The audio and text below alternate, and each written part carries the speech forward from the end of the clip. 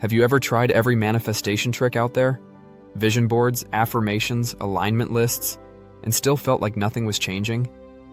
Maybe it's not that your dreams are too big. Maybe the methods weren't built for the woman you've become. After 30, manifestation stops being about constant hustle or chasing the next high. The real power comes from your inner maturity, the wisdom in your body, the emotional depth you've earned, and the quiet intuition that life has already trained into you. These next techniques build from that foundation. Because once you understand why those old methods stopped working, everything begins to shift.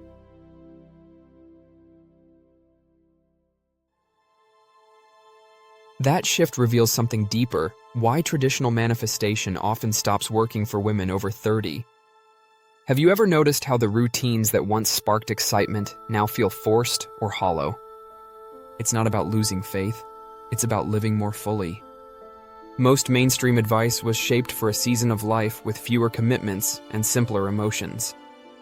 But by 30, your world becomes layered with real responsibilities: work, caregiving, relationships, and the continuous process of growing into yourself.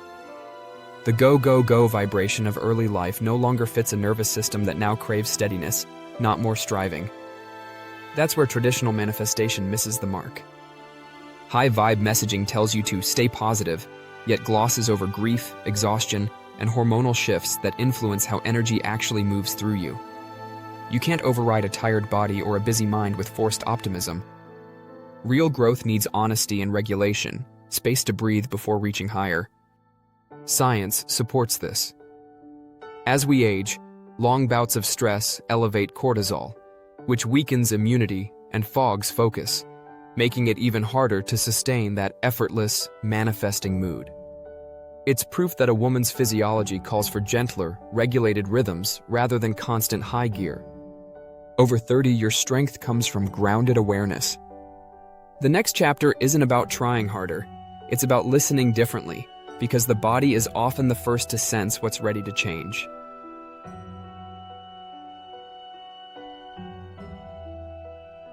Somatic manifestation takes this understanding further by shifting the work from your thoughts into your body. What if the reason your goals haven't shown up yet isn't your mindset, but your body's stored tension and memory?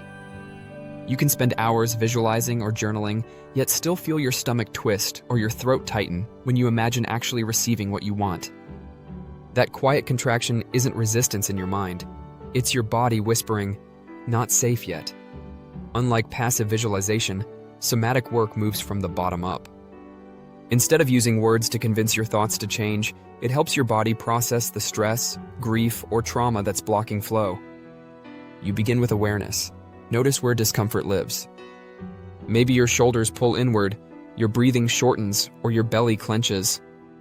Sometimes it shows up as digestive unrest or a weight in your chest. Don't rush to fix it, stay with it. Inhale slowly, exhale longer, and let each breath signal safety.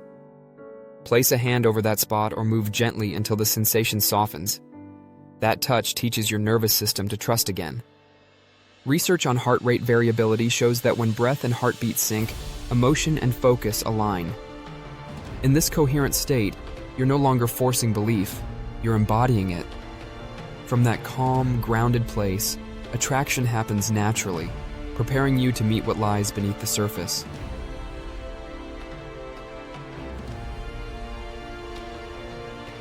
The grief release method helps you clear what the body still carries long after the mind has moved on. Have you ever noticed that no matter how many times you affirm abundance, something heavy still lingers underneath it all? That weight is often grief, old losses, disappointments, or former versions of yourself you had to shed.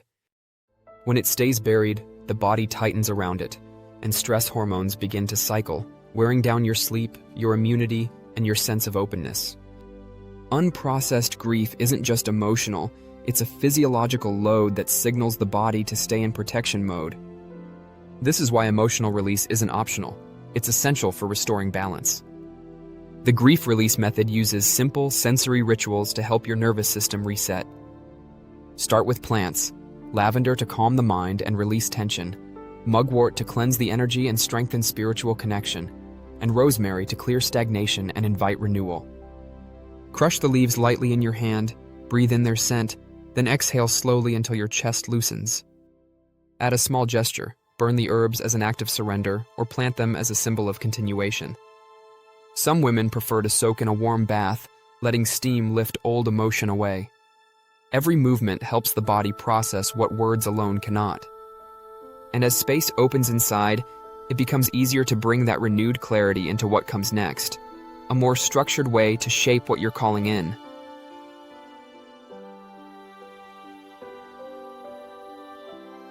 When the emotional weight begins to lift, direction starts to matter. That's where strategic manifestation planning comes in, a way to bring clarity and rhythm into what you're building next. Do you ever feel like the universe heard your request and then went completely silent? It's easy to assume your timing is off, but often what's missing is structure. Mature manifestation isn't random, it's collaboration between spirit and schedule. When you organize your energy, you give the unseen a place to land. Start with clarity. Define what you want using simple, grounded language. Then reverse engineer it. Ask, what would need to happen first for this to unfold? Break that answer into checkpoints, small milestones that show progress. Next, take daily action, even in the smallest form. Write the email, set the reminder, light the candle. Finally, track signs. Record coincidences, intuitive nudges, or shifts in emotion. Writing them down creates a bridge between logic and intuition. Some think structure kills flow, but it's the opposite. A clear plan builds trust between intention and follow-through, allowing inspiration and effort to move together. For example, a woman expanding her career might pair each new project pitch with a weekly grounding ritual, watering a plant, clearing her desk, and expressing gratitude for unseen progress. Through steady repetition, she learns that discipline and intuition are partners in co-creation. And when your actions carry that harmony, new patterns begin to reveal their deeper roots.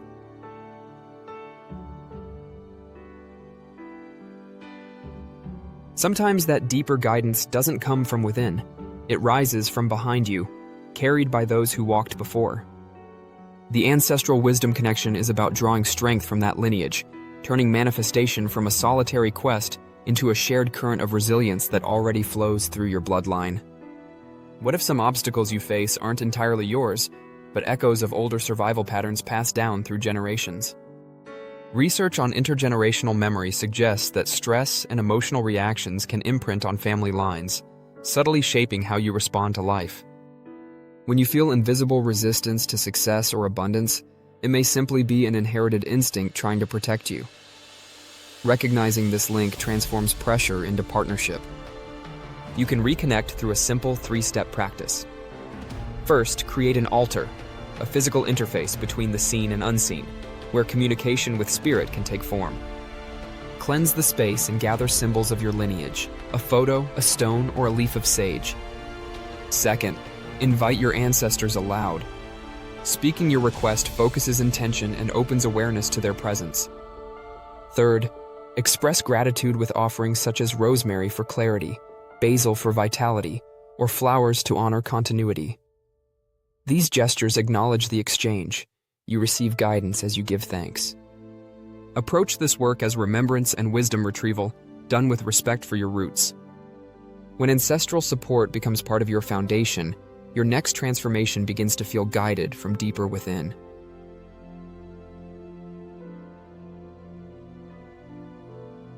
Every transformation eventually asks you to become someone new from the inside out. That's the purpose of the Identity Shift Protocol, a structured way to align your inner self with the life you want to build. Many intentions fade because they're driven by effort instead of identity. You can't consistently attract a reality that feels out of sync with who you believe you are. This protocol begins by redefining that belief. Step 1 is clarity. Name who you're becoming with precision, not as a wish, but as a grounded statement. Step 2 is language. Speak it in the present tense. I am steady. I am capable. I am fulfilled. These words anchor your mind in the new identity rather than the old one. Each choice then becomes practice. Decide, respond, and prioritize as this future self would. Over time, repetition strengthens new neural pathways, helping the brain recognize this version of you as familiar. That's when transformation turns automatic instead of forced. At first, consistency may feel unnatural because the body clings to the emotions it already knows. That discomfort is simply the nervous system recalibrating. Keep collecting proof, moments, habits, or small results that confirm your new identity. And as these internal cues start to align, something subtle happens. Life begins to reflect that steadiness back to you, ready for the deeper integration that follows.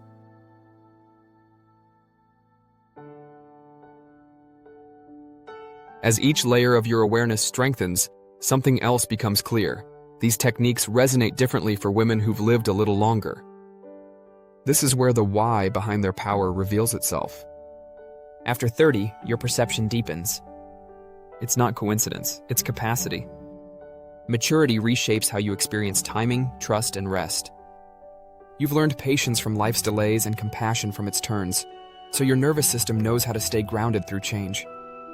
That steadiness reduces the exhaustion of trying to control everything, replacing force with a rhythm that works with your body rather than against it. The beauty of these methods is that they draw from older, deeper sources of energy, your body's wisdom and your lineage's endurance. When you tap into that, you're no longer manifesting alone. You're channeling strength that's been building for generations, which means less strain and more natural flow. Physiology supports this too. The body stores memory and emotion, and a richer life story gives you more material to transform. Breathing, grounding, and somatic rituals align easily because they speak the same language your body already knows. These practices respect the pace of female experience and the calmer rhythms maturity invites. They don't rush, they harmonize. And that harmony provides the foundation of patience and self-trust that manifestation demands, qualities often unavailable before this stage of life. Now that you understand what makes them work, it's worth exploring what can quietly derail them.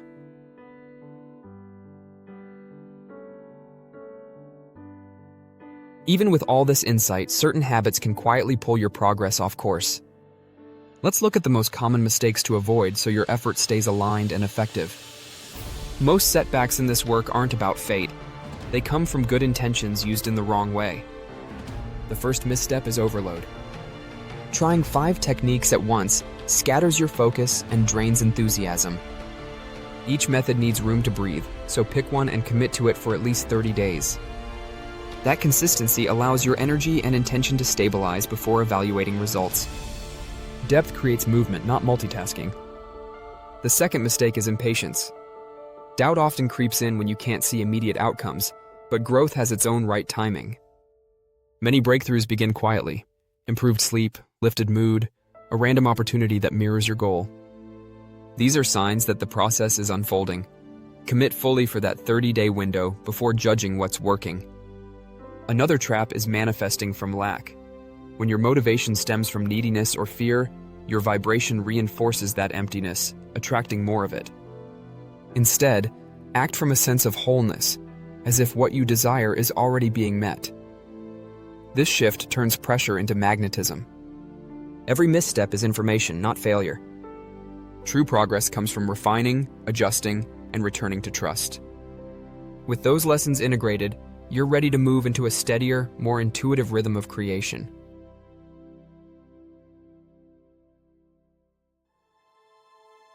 Maturity opens new channels of power, the kind that move through body, lineage, rhythm, and care. You've seen that genuine creation isn't about chasing results, but about becoming a steady vessel for them. Spiritual teacher Gabby Bernstein reminds us that when you cultivate the feeling of what you desire, you naturally align with it. So take one method from this series and lean in fully. Let consistency become your quiet strength. Listen to your rhythm, root into support, and allow life to respond. You've walked through body, memory, and identity, each step a return to the woman you were always becoming. And now, every breath is a quiet yes to the life already waiting for you. If you enjoyed this video, be sure to check out my other related content where we explore similar themes of growth, mindfulness, and living intentionally. Don't forget to like, share, and subscribe to stay connected and receive the latest updates. Your support means the world to me and helps create more valuable content for everyone. Thanks you for watching, and I look forward to guiding you on your next step toward fulfillment and transformation.